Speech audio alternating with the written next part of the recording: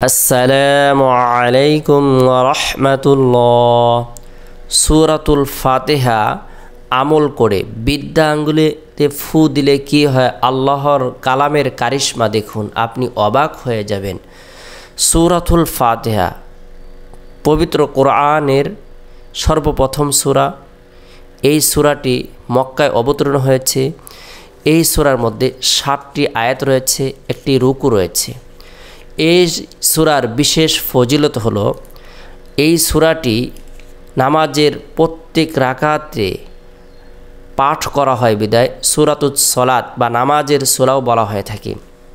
যে কোনো কঠিন রোগে আক্রান্ত ব্যক্তি যদি এই সূরাটি আমল করে, এরপরে পানিতে অথবা তেলের মধ্যে ফু দিয়ে তার শরীরে মিক্স করে নেয়, পানি পান করে, আল্লাহ তাআলা কঠিন পীড়া থেকে, রোগ থেকে তাকে আরোগ্য দান করবেন। ওয়ানুনাজ্জিলু মিনাল কুরআনি মা হুয়া শিফাউ ওয়া রাহমাতুল লিল মুমিনিন।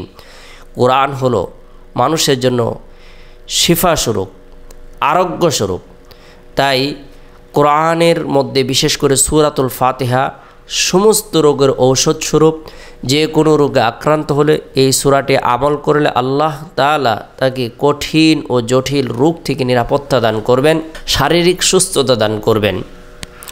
বিশেষ করে আমরা আমাদের উদ্দেশ্যকে সামনে রেখে পাক পবিত্র হয়ে আল্লাহ তাআলার কালামের প্রতি বিশ্বাস রেখে সূরাতুল ফাতিহা যদি 7 বার আমল করি, এরপরে হাতের বিদ্যা আঙ্গুলিতে ফু দিয়ে আল্লাহ তাআলার প্রতি ভরসা রেখে রুনাজারি করে দোয়া করি, আল্লাহ তাআলা আপনার আমার দোয়াকে কবুল করবেন। বরকতপূর্ণ এই সূরাটি আমল করার উছিলায় আল্লাহ পাক রব্বুল আলামিন আপনার আমার জন্য কল্যাণকর সকল বিষয় প্রদান করবেন। কেননা সূরাতুল ফাতিহা এটা আল্লাহ তাআলার পক্ষ থেকে আমাদেরকে শিক্ষা দেওয়া হয়েছে যে আল্লাহ তাআলার দরবারে আমরা কিভাবে রুনাজারি করব, দোয়া করব। আলহামদুলিল্লাহি রাব্বিল আলামিন। সমস্ত প্রশংসা আল্লাহ তাআলার জন্য, যিনি জগৎ সমূহের প্রতিপালক। আর রহমানির রহিম, যিনি রহমান এবং রহিম, অর্থাৎ আল্লাহ পাক রব্বুল আলামিন দয়ালু এবং চিরদয়াময়। মালিক ইয়াউমিদ্দিন, যিনি বিচার দিবসের মালিক। ইয়্যাকা না'বুদু ওয়া ইয়্যাকা নাস্তাঈন। আমরা শুধু আপনারই ইবাদত করি এবং আপনার নিকটে সাহায্য কামনা করি, সাহায্য প্রার্থনা করি। ইহদিনাস সিরাতাল মুস্তাকিম। আপনি আমাদেরকে সরল সঠিক পথ প্রদর্শন করুন।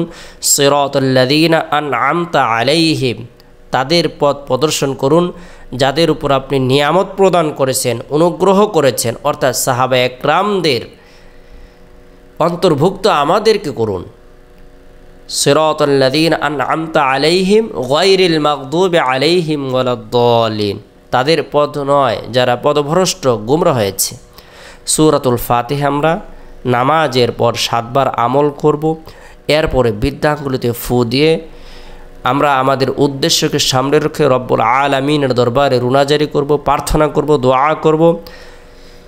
রোগ মুক্তির উদ্দেশ্যে, হাজত পূরণের উদ্দেশ্যে, ঋণ পরিশোধের উদ্দেশ্যে রব্বুল আলামিনের দরবারে প্রার্থনা করব, দোয়া করব। আল্লাহ তাআলা আপনার আমার যত ধরনের কঠিন বিপদ আপদ রয়েছে, অভাব অনটন রয়েছে, চিন্তা পেরেশানি রয়েছে, সব কিছু দূর করে দেবেন, দোয়াকে কবুল করবেন। আল্লাহ তাআলা আপনাকে আমাকে সকলকে আল্লাহর কালামের প্রতি ভরসা রেখে বরকতপূর্ণ এই সূরাটি আমল করার তৌফিক দান করুক।